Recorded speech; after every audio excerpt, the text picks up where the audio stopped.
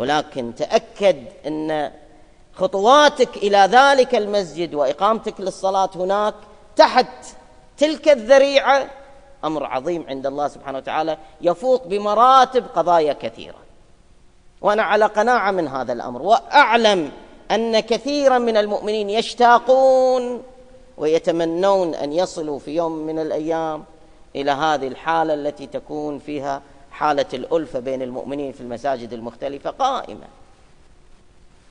ولذا المتوقع أن الأخوة إن شاء الله يكون من عندهم مشاركة، بحيث أن الأمر يتطور في المستقبل. إحنا عندنا فكرة ننشئ موقع على الإنترنت نوثق فيها الزيارات، نضع فيها المقالات والمؤلفات التي تدعو إلى الوحدة والتآلف والتآخي، وأيضا أمور أخرى. نتوقع أن يكون عندنا أنشطة تنسيقية إن شاء الله بين المساجد، بحيث مثلا 4-5 مساجد يتفقون على إقامة احتفال في مناسبة كبرى، بحيث يجمعون المؤمنين بعضهم البعض في أحد المساجد وتدور الاحتفالات من مناسبة إلى أخرى. عندنا هدف أكبر من هذا إن شاء الله، أن يصير تنسيق في أنشطة قد تنطلق على مستوى البلد.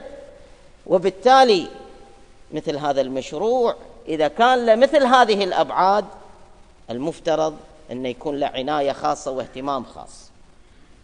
حقيقة تم التحدث مع إمام جماعة مسجد القدس في منطقة مبارك الكبير، وعرضت عليه المشروع، وتم بالتشاور مع الأخوة المسؤولين في ذلك المسجد الموافقة على أن تكون أولى الزيارات لمشروع تآخي الذي سيضم إن شاء الله، سأكون أنا موجود في الزيارة، وأيضا المتوقع مجاميع من الأخوة المصلين في هذا المسجد، بالإضافة إلى أعضاء لجنة الأخوة الشبابية. هذه اللجنة قبل 3 سنوات تقريبا انطلقت من الشباب في المرحلة الثانوية والجامعية، وبعض شباب قريبين من هذا العمر أسسوا لجنة من عدة مساجد ومراكز دينية.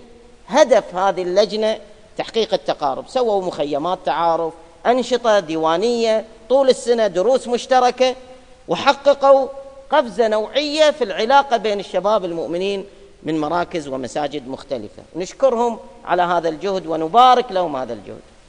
هالشباب هذيلا أيضا انضموا لمشروع التآخي، وراح يكونون ركيزة من الركائز المهمة في تحقيق نجاح إن شاء الله هذا المشروع. إذن الخميس القادم، والزيارات راح تكون في الشهر مرة واحدة في الشهر، خميس واحد صلاة المغرب والعشاء. هالمرة هذه راح يكون الخميس القادم اللي هو تاريخ 19 شوال 8 أكتوبر 8-10، راح تكون زيارة تنطلق من هذا المسجد، تجمع الساعة 5 إن شاء الله رجاء عدم التأخر. ستنطلق المجموعة من هذا المسجد ونكون إن شاء الله معاها، ونروح إن شاء الله نزور مسجد القدس ونصلي هناك خلف إمام الجماعة. وراح تكون أكو قعدة مختصرة بعد دعاء كميل، قعدة للتعارف والتلاقي، وأيضا بعض الهدايا وكذا اللي راح تكون تتبادل بين الطرفين إن شاء الله تعالى.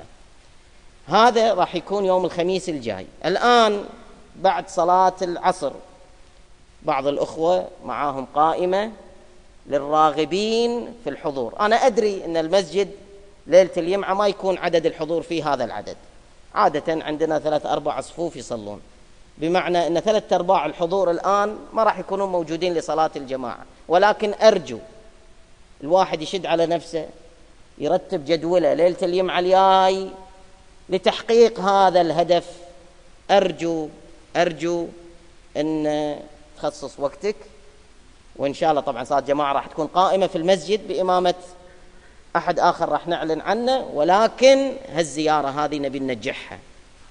فإذا كان العدد جيد وإذا كان الحضور قوي والتفاعل جيد راح يشجعنا هذا للخطوات الأخرى إن شاء الله تعالى.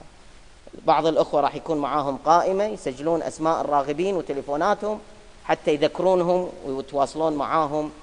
على الأقل هذه الزيارة هذه الأولى تكون زيارة بمستوى، بحيث إن شاء الله نحقق من خلالها هذا الهدف وأيضا نتجاوز مرحلة إن شاء الله نعتبرها ورا ظهرنا في العلاقات السلبية اللي موجودة للأسف بين المسلمين.